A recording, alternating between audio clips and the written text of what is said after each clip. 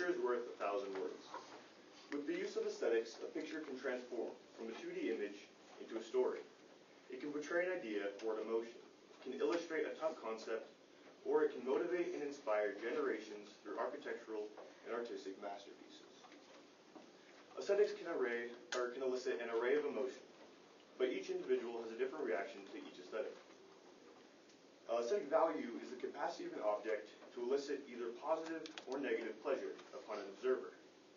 It is based in will, desire, and preference, which in turn is based in an individual's cultural background, personal beliefs and values, instinct, sociological institutions, subconscious behaviors, and conscious decisions. Aesthetics are essential for portraying emotion and gathering attention in all aspects of human culture. Aesthetic techniques have been used to sway and guide art and architecture for thousands of years. The effects of aesthetics are catching consumers' attention, swaying attitude toward an object or entity, or altering the emotions of an observer. Only with the use of these techniques will a photograph be able to invoke its intended emotion or idea. So what makes a photograph aesthetically pleasing? Oh, wrong way.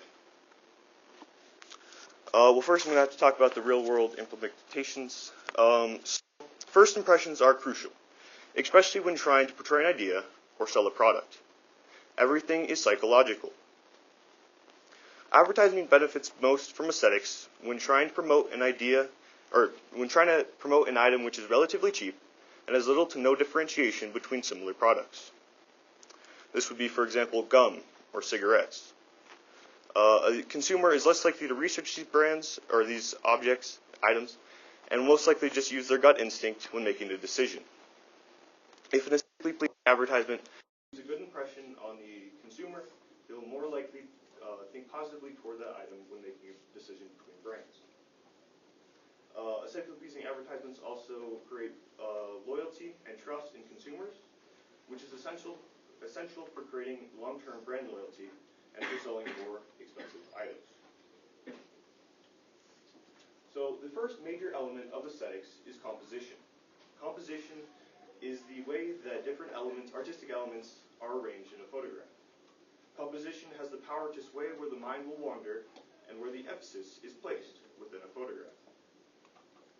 The first technique of composition is symmetry. Symmetry is one of the easier techniques, and it places focus and emphasis on a central object or subject. It's often said that symmetry is very pleasing to the eye.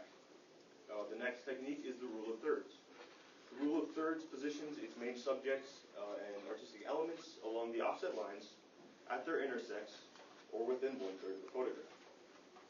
By placing the elements within the lines, generally increases the balance and natural look of the photograph more than symmetry. The next technique is the golden spiral. Golden spiral also goes by the phi grid, the Fibonacci spiral, or the golden ratio. The golden spiral is formed by the irrational phi, which is roughly 1.618. The spiral or rectangles formed by phi generally guide the flow and emphasis throughout a picture. They're used in many types of art and architecture, and some famous examples of the golden spiral are the Great Wave off Kanagawa and the Parthenon. Although many of the famous examples of the golden spiral are archaic, they're still used widely in contemporary art. The placement of artistic values or elements in a photograph is incredibly important for the aesthetics of an image. The next major element of aesthetics is depth.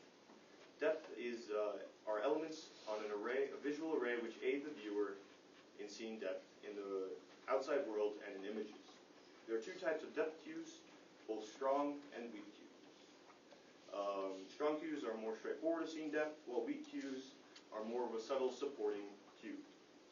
Some examples of strong cues are size variation, perspective, shading, and object overlap.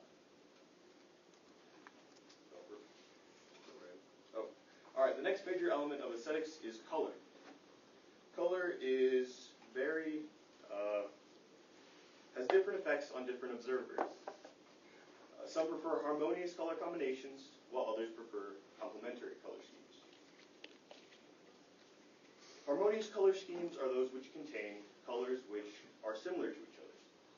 They are often more pleasing and comfortable to the observer. They're often used in landscape and in natural photography. On the other hand, contrastive or complementary color schemes often have contrasting colors. They're very effective at placing emphasis on different subjects in a picture. They're also very effective at grabbing attention. Complementary color schemes are often used in advertisement and in architecture. So, for my primary research, I asked a group of people between these two pictures, which one grabbed their attention more. And on average, about 60% of people said that the one with complementary colors grabbed their attention more. But when I asked which one they enjoyed more, about 60% of people said that the harmonious color scheme, the picture with the harmonious color scheme, was the one that they enjoyed more. And this kind of makes sense with my research, because the complementary color scheme should grab attention, which it did, and the harmonious was more pleasing in the long run. Alright, saturation. Saturation is the difference in saturation lets a picture stand out with its vivid and pure colors. It can also work in the opposite manner by transforming the once bright colors of an image into shades of black and white. Saturation is highly preferential to the observer. Alright, and the final element of aesthetics is originality. So more people tend to be more pleased with images that have high saturation and high contrast due to the effects that originality has on the mind. A group of researchers at Pennsylvania State University related originality to an increase in aesthetic value. So this is their graph. As you can see, it's pretty linear. The more original the photograph is, the more aesthetic it is. Originality, a way to increase originality in a photograph is by using a different viewing angle, color, lighting, or a unique composition. So aesthetics are never truly reliable because different people have different reactions to each aesthetic, but it's still a fascinating subject. Some compositions are entirely situational, working better for landscape and natural photography, while others work better for grabbing attention and pushing a product. High saturation could be used to grab attention and please the brain with vivid colors, while lower saturation could be used to bend and flow in the mind of the observer. Even originality is highly preferential, which just shows that the aesthetics used is individual to the observer. The optical pleasure received is individual to the observer. After all, beauty